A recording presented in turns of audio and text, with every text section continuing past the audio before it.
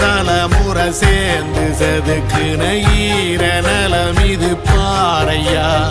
வாழும் வரையிலும் நீயும் விதைக்கிற கடமை இருக்கு கேளையா கோடி விளக்காயேந்தி கிடந்த வீடும் இருண்டது ஏனையா மாட விளக்கா நீயும் வரத்தான் வீடும் ஏங்கி நிக்குதையா எத்தனை சாமி வந்ததையா இது எந்தெந்த சாமி தந்ததையா எத்தனை பாட்ட சொன்னதையா